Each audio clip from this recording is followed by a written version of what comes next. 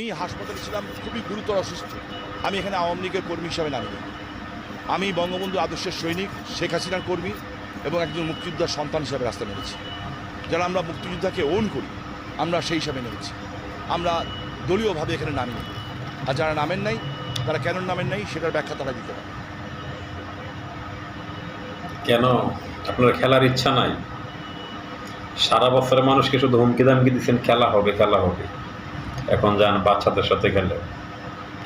যখন খেলা শুরু হয়ে গেল তখন অসুস্থতার বাং করে হাসপাতালে ফিরে নিয়েছেন, কম্বলের নিচে লুকাইছে। এখন রাস্তায় সেনাবাহিনী, বিজিবি, র্যাব নামাইয়া খালি মাঠে আইছেন গোল দেওয়ার জন্যে। রাখেন, আপনার জন্য খেলার ব্যবস্থা আছে। তুই বলাইস না যেন দেশ ছেড়ে।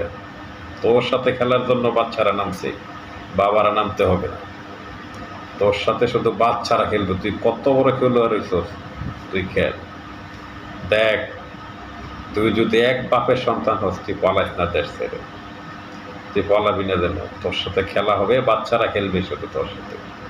তুই কত বড় খেলোয়াড় হয়েছিস সেটা দেখা যাবে এবার। হাত জোর করে অনুরোধ করছি, এবং আমার মতো যারা বাবা আছেন তাদেরকেও অনুরোধ করছি, আপনারা আপনাদের সন্তান নিয়ে শিখে বসেন। দেশ কিন্তু অনেক কঠিন অবস্থা পার করছে।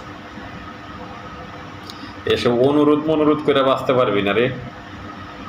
তুই খেলতে হবে, হয়তো খেলতে হবে, না হয়তো তোর দেশ ছেড়ে পলাতে হবে, তবে তুই খেলতে হবে। তুই মাঠে নাম, তুই এখন মাঠে নাম। দেখ, তোর বাবারা তোর জন্য অপেক্ষা করতেছে তোর সাথে খেলার জন্য। তুই মাঠে নাম স্বামী। তুই কত বড় চাপাবাজ হইছিস, কত বড় রংবাজ হইছিস। এখন মাঠে নাম খেলার জন্য। সবাই প্রস্তুত, তোর অপেক্ষায় আছে সবাই। শুধু তুই নাম, তোর সাথে সবাই খেলতে রাজি। ছোট ছোট বাচ্চারা খেলবে তোর সাথে, ঠিক আছে?